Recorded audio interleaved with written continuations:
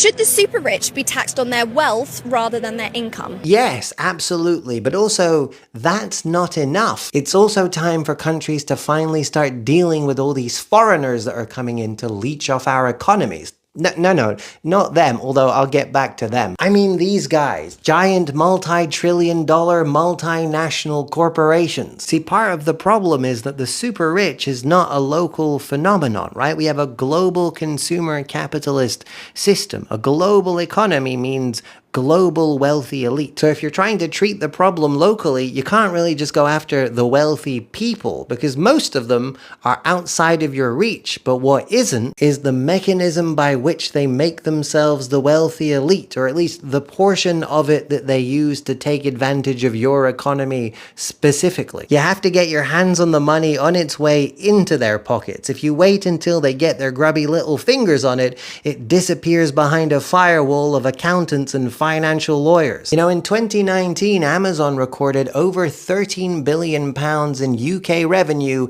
on its US accounts, but only about $5.5 billion of that appeared in its UK filings, which has led to speculations that they avoided taxation on the remaining $8 to $9 billion by diverting that revenue through Amazon Luxembourg. In fact, Amazon Luxembourg had an estimated revenue of over 57 billion euros in 2019. So either the people of Luxembourg are spending roughly 90,000 euros a year each on Amazon purchases, or Amazon are doing the same thing in lots of other countries too. Now in 2021, Amazon's UK revenue skyrocketed to estimates as high as over £23 billion.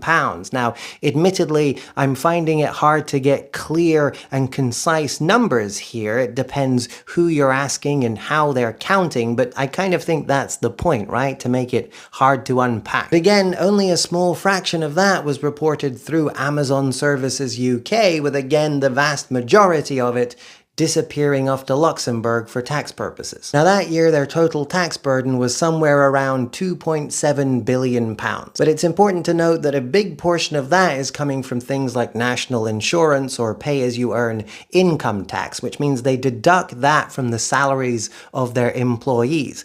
Amazon doesn't pay that, their employees do. And most of the rest of it comes from sales tax, which means that they add it on to the price of their product.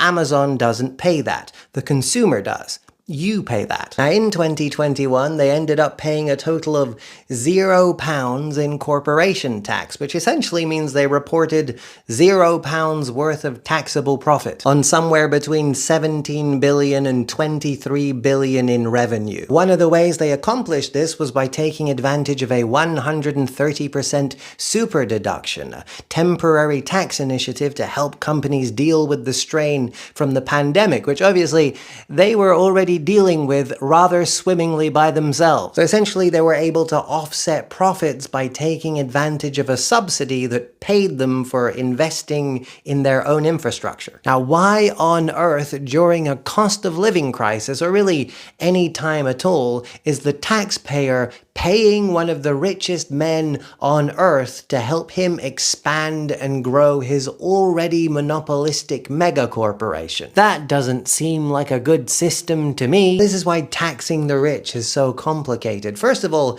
income tax is useless. It doesn't target the wealthiest people. Jeff Bezos doesn't pay himself a high salary. His salary is something like $82,000 a year. He doesn't have hundreds of billions of dollars. He has hundreds of billions of dollars worth of Amazon stock and other assets. Now, he uses his assets as collateral to borrow money at low interest rates, which is debt and therefore not taxable, and he owns assets through companies which employ similar trickery to remain technically not profitable and therefore not taxable. And wealth tax doesn't work because he's not registered in the UK, but his company does business in the UK. It siphons growth from the UK market, which increases the share price, which increases his wealth. So his wealth is not in the UK, but quite obviously some of it is. And this is true in every single country where Amazon does business and avoids taxes. I'm just using the UK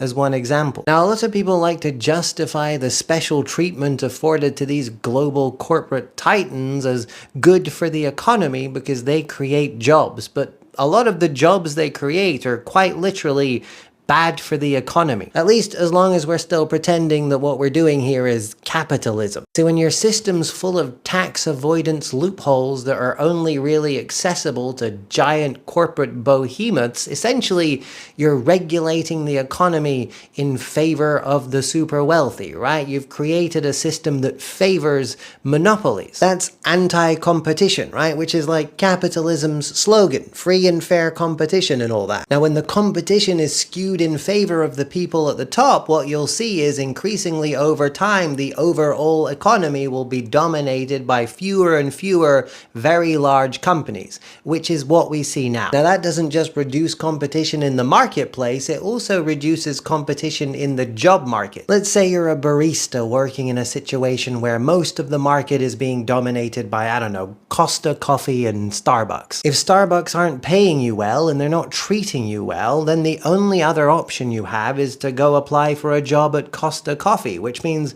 there's no pressure on them to pay you any more or treat you any better. Now, you may be able to find a job at a small locally owned cafe where you know the owners and they treat you well, but the thing is, they're trying to survive in a marketplace dominated by corporate giants given special treatment that they cannot afford to gain access to, so they can't afford to pay you anymore either. They're trying to stay competitive in a game that's rigged against them. They can usually barely afford to stay open until they can't anymore, which is why there's increasingly fewer and fewer of them. And the fewer there are, the more dominated the marketplace becomes, the less the local population actually own their own economy, and the less competitive the economy becomes for both employees and employers, which makes it entirely unsurprising when the politicians that are most aggressively in favor of allowing giant corporations to wreak havoc in your economies by helping them play pretend capitalism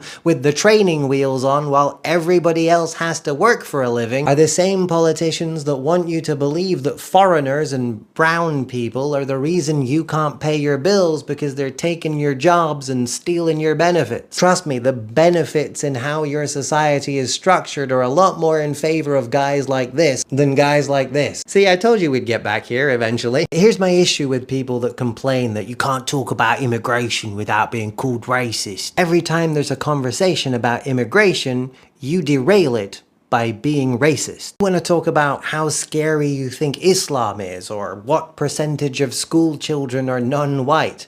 That's a race conversation. That's a religion conversation. Immigration is a logistics conversation. There has actually been rather a dramatic increase in immigration to a lot of Western countries in recent years, but notably not mostly by asylum seekers, mostly by workers and students. And the vast majority of illegal immigrants into the UK are workers or students that illegally overstay their visas. So not really these people. Now, when you bring a lot of new people into a country in a short period of time, you're going to put a lot of strain on the infrastructure and public services of that country, which is going to have a negative effect on the people who rely on those public services and that infrastructure. That's the logistics conversation, right? This situation is being mishandled and should be taken seriously. In fact, this situation is also definitely being mishandled. There are definitely funds being misappropriated here. There's definitely lack of proper oversight